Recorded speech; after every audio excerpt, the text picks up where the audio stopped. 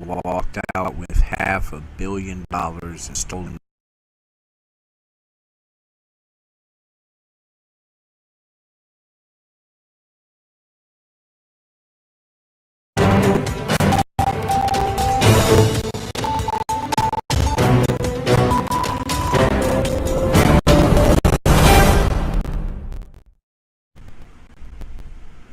They walked in dressed as police officers and walked out with $500 million in stolen masterpieces. Not one gun was fired, not one alarm sounded, not one artwork ever recovered. And more than 30 years later, the silence is deafening. This isn't fiction. This is the real story of the Isabella Stewart Gardner Museum heist, the greatest unsolved art theft in history. A robbery so perfect, so strange, even the FBI is still scratching its head. Tonight, we peel back the velvet curtain in an inner world of Rembrandt, Vermeer, and empty golden frames, frozen in time. Was it an inside job? A mafia scheme? Or the work of criminal geniuses who vanished into the shadows?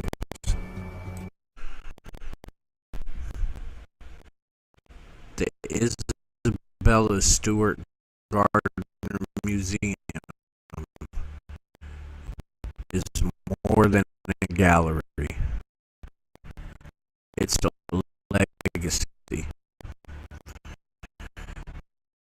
Built in 1903, it was modeled after a 15th century Venetian palace.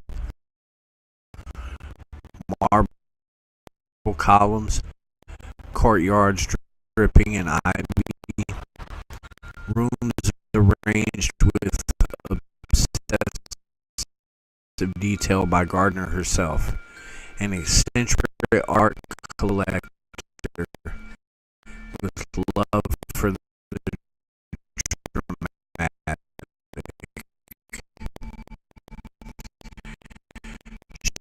She left strict instructions. Nothing in the museum could be altered, even after her death. Not even after theft. That eerie stipulation sets the stage for a tragedy that reads like a Shakespearean play. It's an empty frame as its ghost. In the early hours of March 18th, 1990, the day after St. Patrick's Day, Boston is still buzzing from the celebration. At 1:24 a.m., two men dressed as Boston police officers ring the doorbell at the museum's side entrance. The museum's two night security guards, Rick Abbott and Randy Headstand,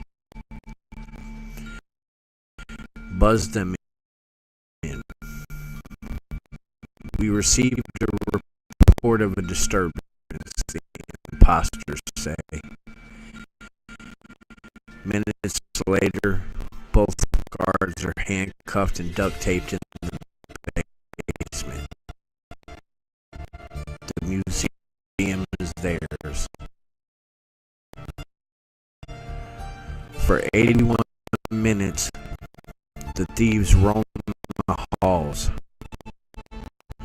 calm, calculated. They don't take the most valuable pieces. They seem to know exactly what they want.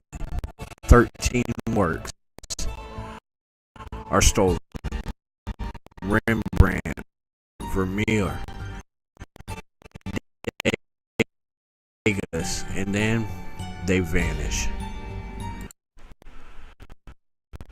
The stolen art includes Rembrandt's The Storm on the Sea of Galilee, his only known seascape. Vermeer's The Concert, one of just 34 in existence. A tiny Chinese bronze beaker.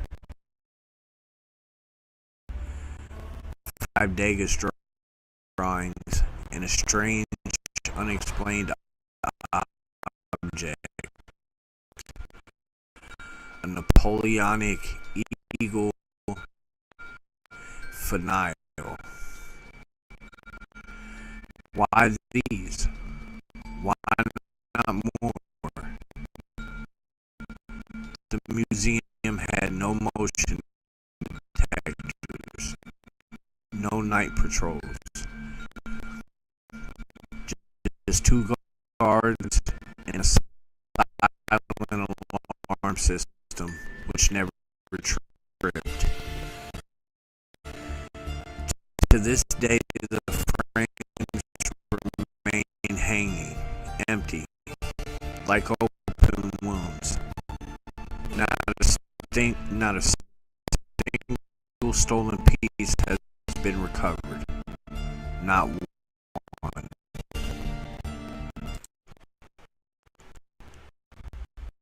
When staff arrived that morning, they found the museum in quiet disarray.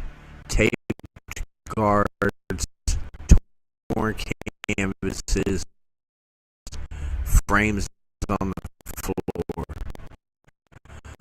a silent alarm blinking.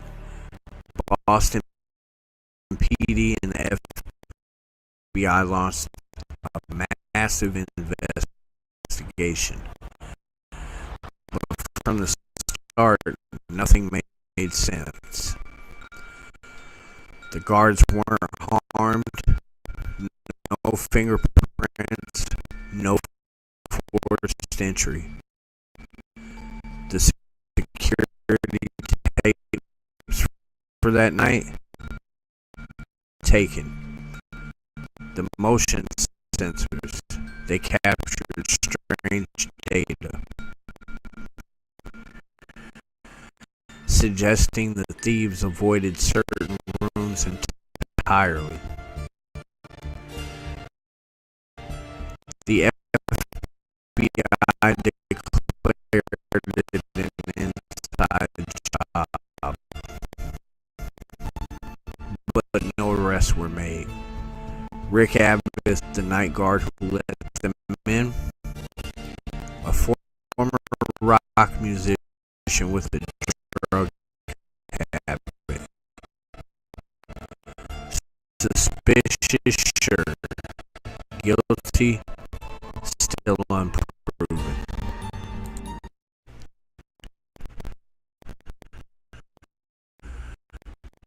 One prevailing theory: the heist was mob-related.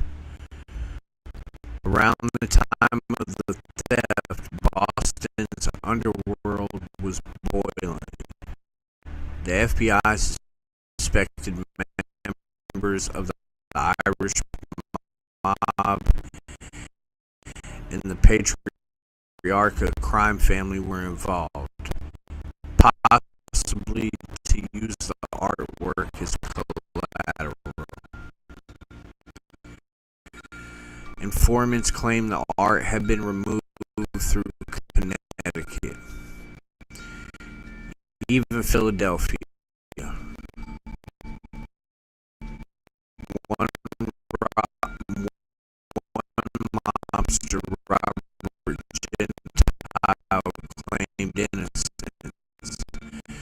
Yet authorities found museum documents and a list of the stolen paintings in his home.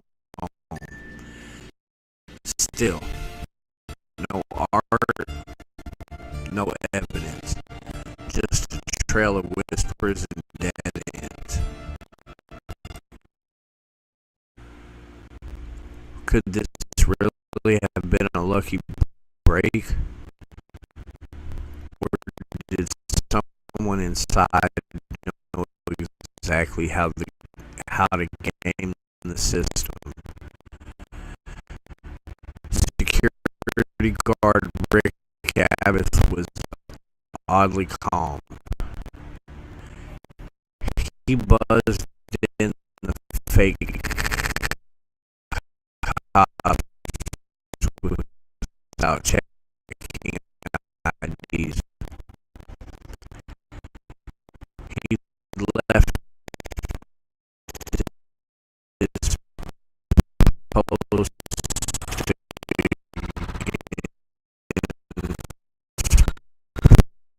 protocol.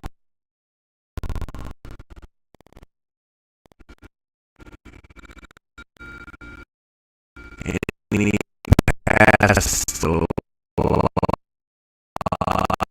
lie detector test barely.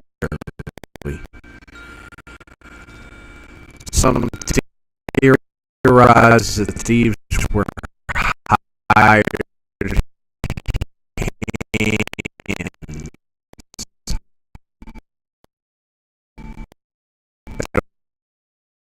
A wealthy collector ordered the heist. Real, a real life Doctor No scenario. Priceless art stolen not for the money, but for the obsession. In 2015, the FBI said they identified the culprits, deceased, but they refused to name them. Why? The public is still waiting for the answer.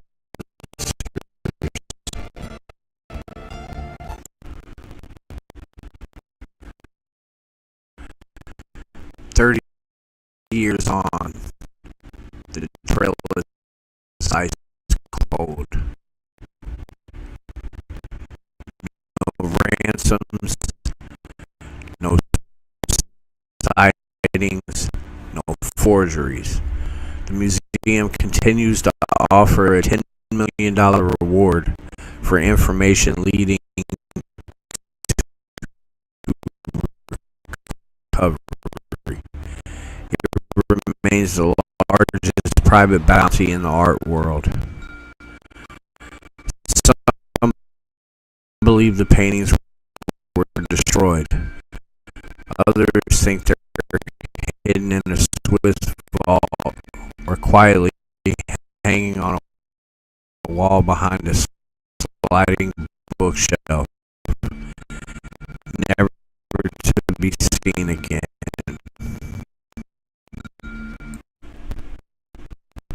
The Isabella Stewart Gardner Museum still keeps those empty frames on display.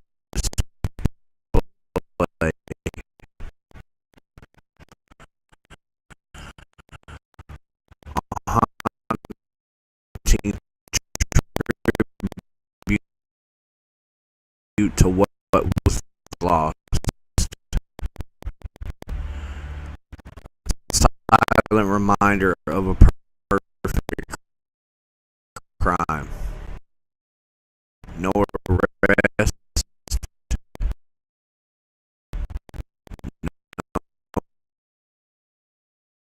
no conviction, no art.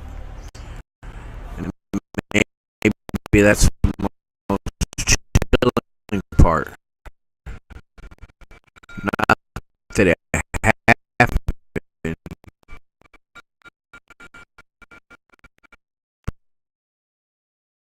but that they got away with.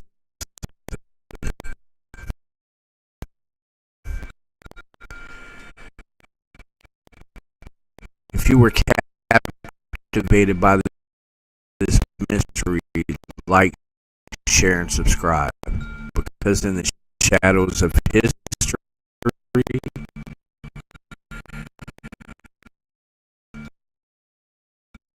there are still walking free.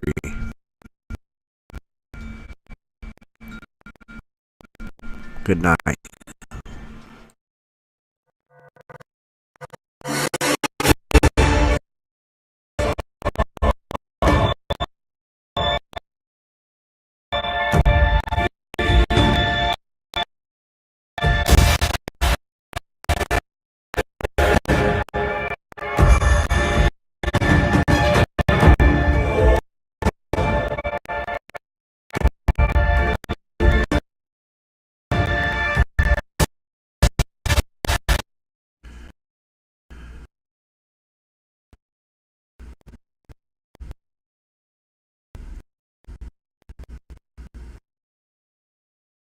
July 1973. A man walks away from millions in cash.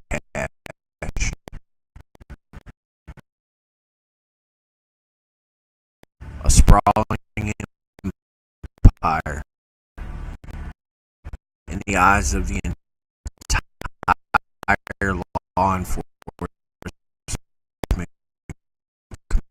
community. And then he vanishes. Frank Black Caesar Matthews, once the most powerful drug dealer in America, disappears without a trace. No arrests, no bodies, no clues, just whispers, rumors, and an FBI investigation that would span decades. Tonight, we dive deep into the life,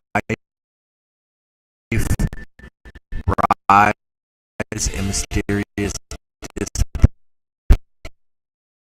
disappearance of a man who became a legend in his own time and a ghost in history.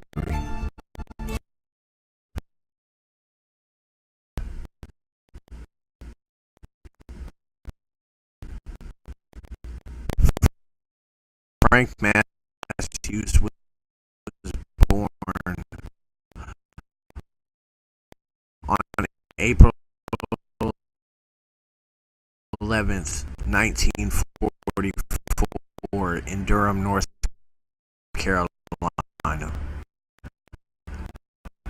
From an early age, Matthews showed a hunger for opportunity and intelligence and a charisma that set him apart.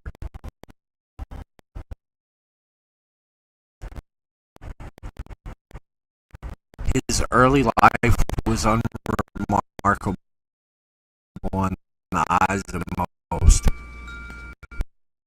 but beneath the surface, a keen sense for business and strategy was already forming.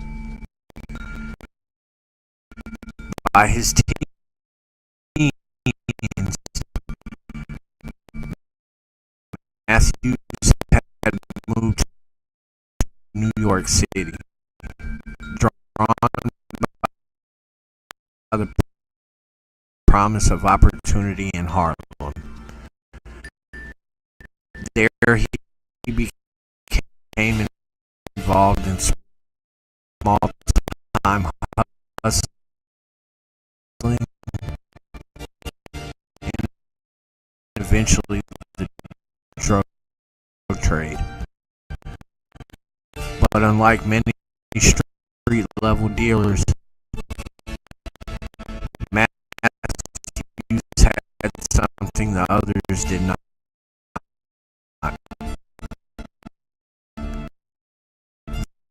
Vision. He wasn't just selling drugs. He was building a network, structured, strategic empire that would soon eclipse everyone around him.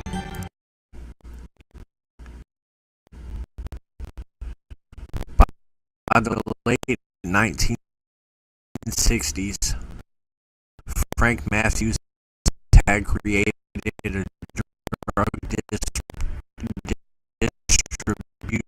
empire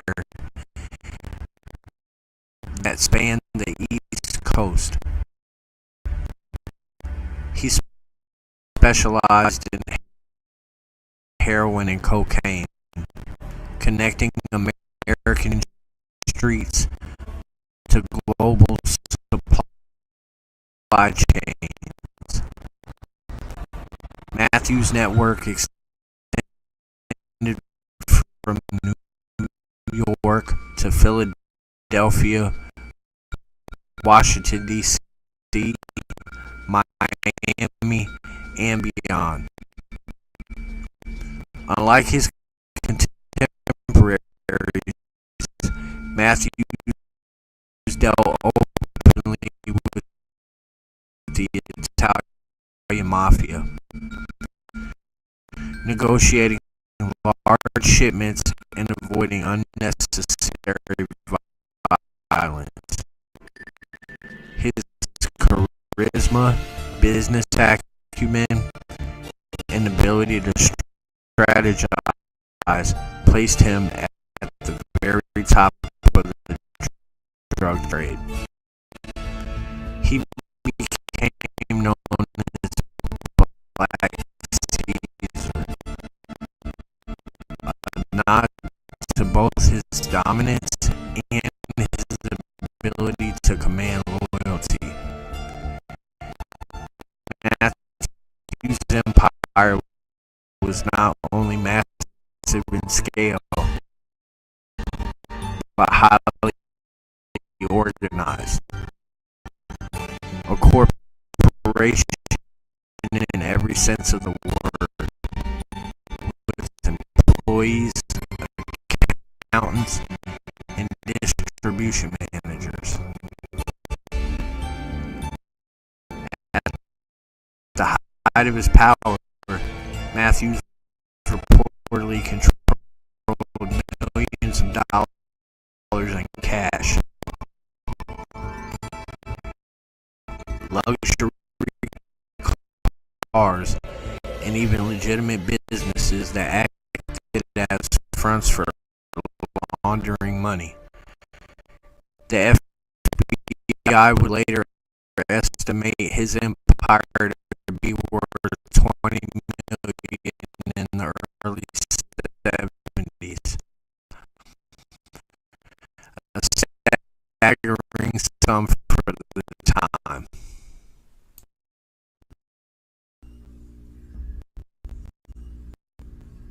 By 1972, Matthews had attracted federal attention.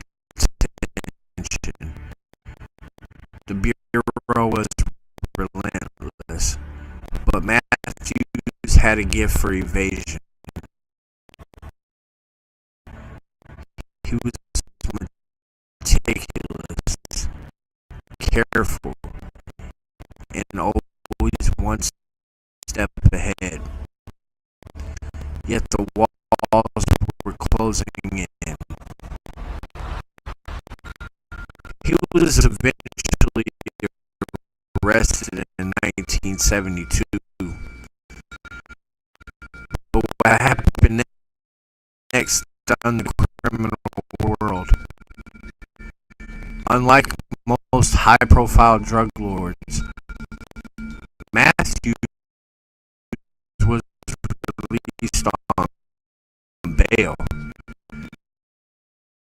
Many believe that the mafia or other powerful figures had the influence that kept him out of prison. Others suspected that his knowledge of sensitive networks made him valuable as an informant or bargaining chip, though there's no evidence he ever cooperated.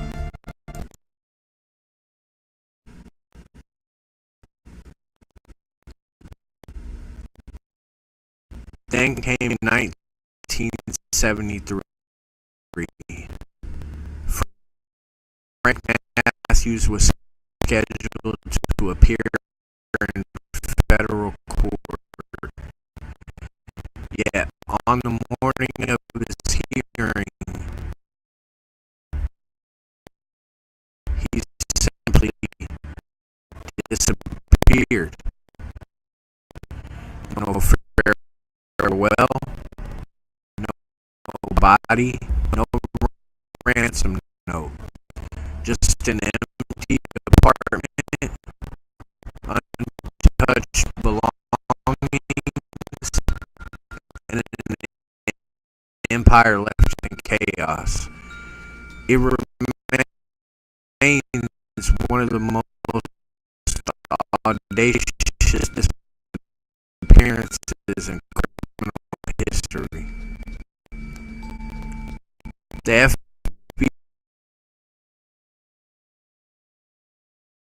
FBI launched a nationwide manhunt. Agents interviewed associates, family, and business partners. Leads were followed to the Caribbean, South America, and even Canada, but none panned out. The case went cold, leaving only speculation behind.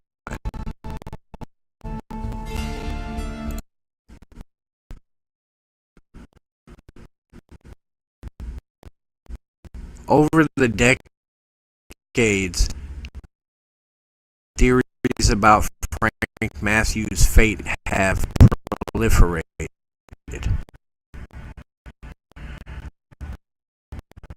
Escape abroad. Some believe Matthews fled to South America or the Caribbean, using his wealth and connections to start a new life. Free from law enforcement, his knowledge of smuggling routes and bribery would have made this feasible. Murder by rivals.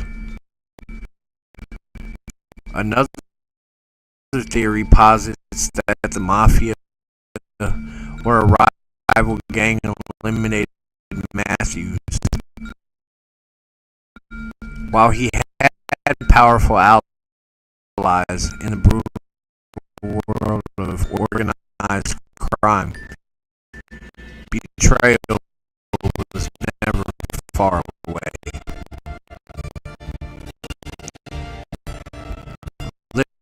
Living under a new identity,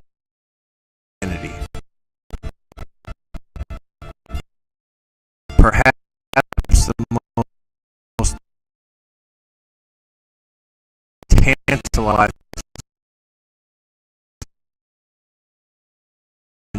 theory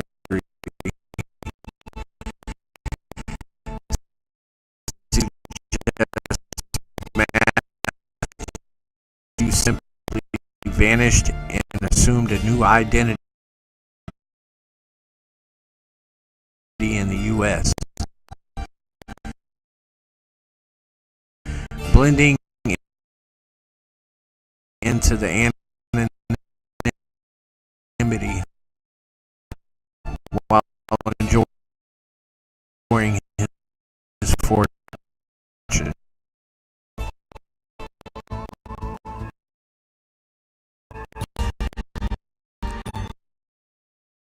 Despite decades of investigation, not a single confirmed sighting has ever been reported.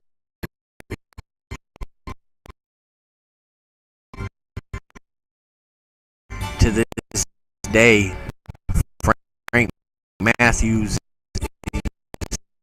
exists in the collective imagination as a man who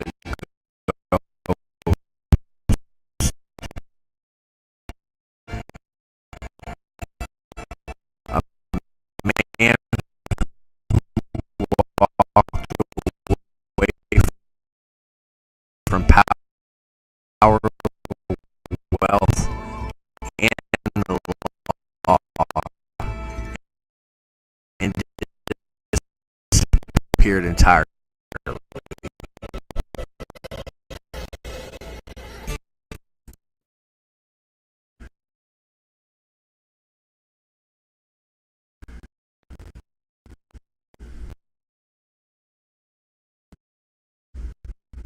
Frank Matthews' disappearance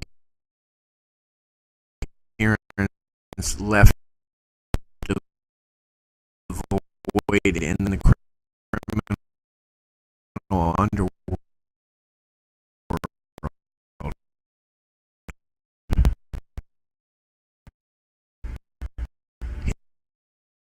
His empire fragmented, rivals seized territories,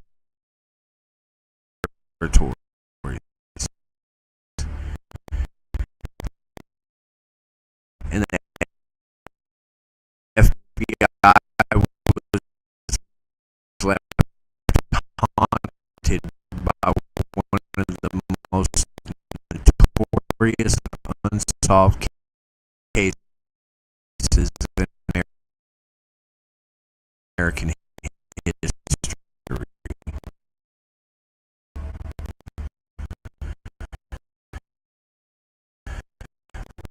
For many, Matthews became a legend, a cautionary tale, and an enduring mystery. He demonstrated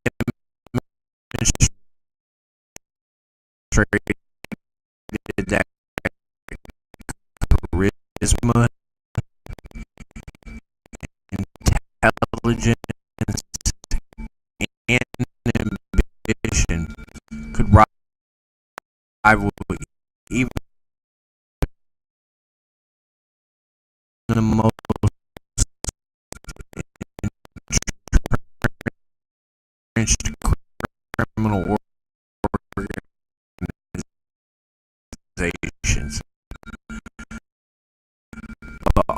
Also, that lime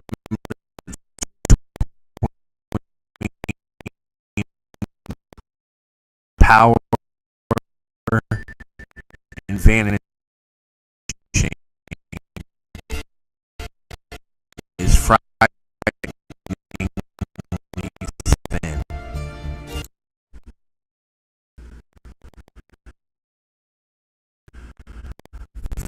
Frank Black Caesar Matthews walked away from the world he ruled, leaving questions that may never be answered. Did he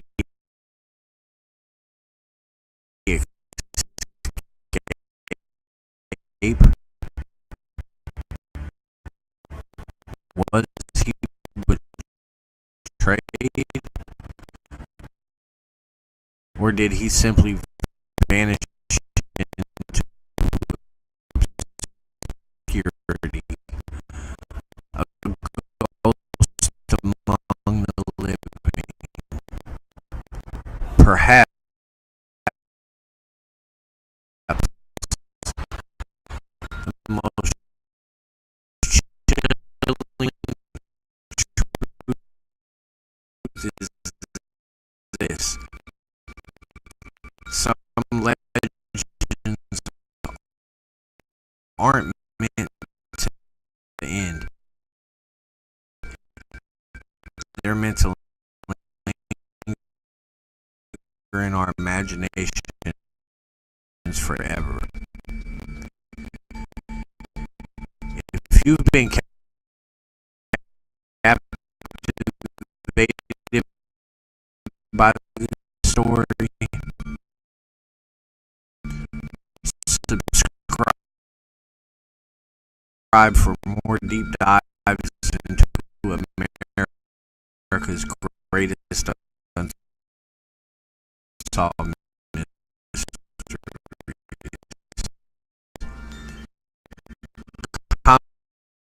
Comment below with your theory. Where do you think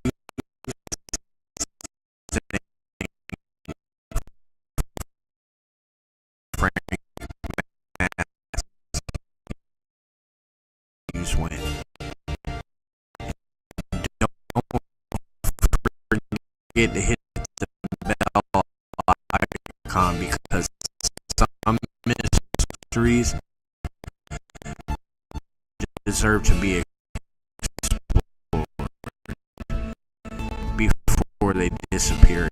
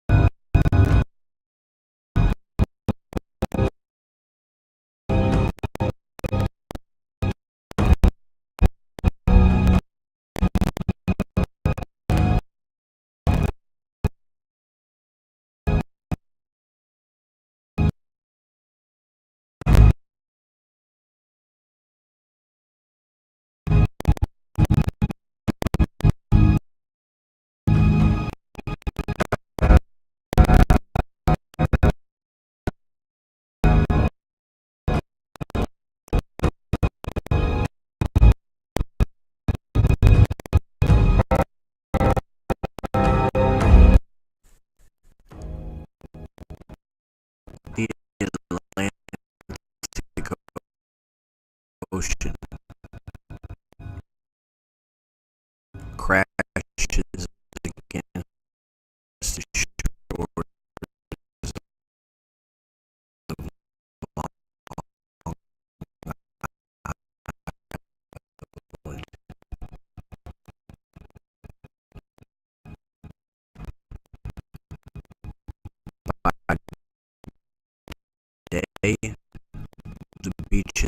stretch endlessly,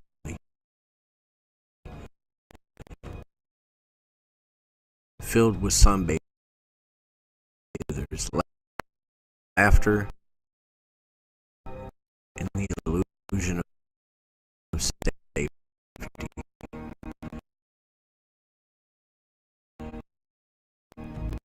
But by night, when the tide rolls in and the moonlight reveals the bare and sand,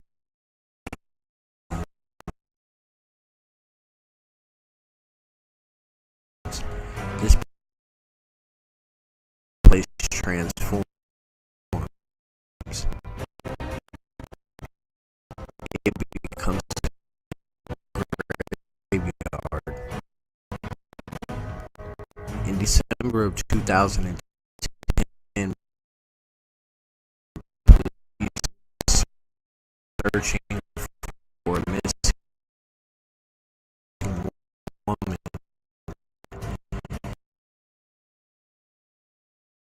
named Shannon Gilbert stumbled upon something no one expected.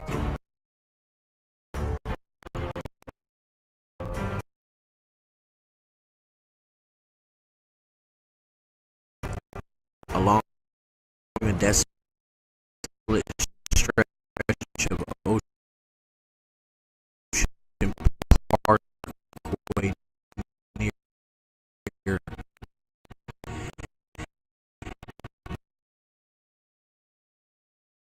Gilgo Beach, they found human remains, not Shannon's, but someone else's. Within days, more bodies were discovered, one after another. The sand gave up its secrets. 4 women,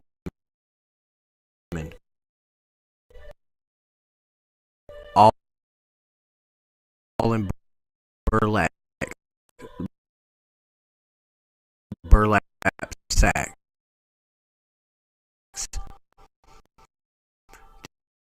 discarded like trash along the highway.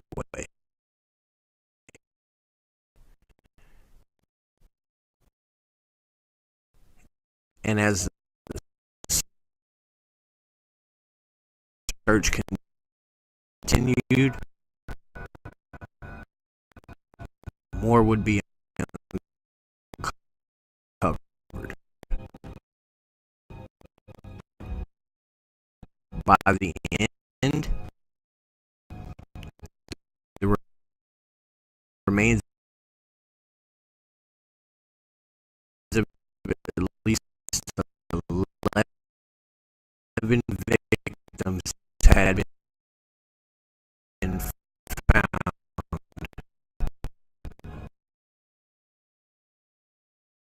along Long Island's South Shore.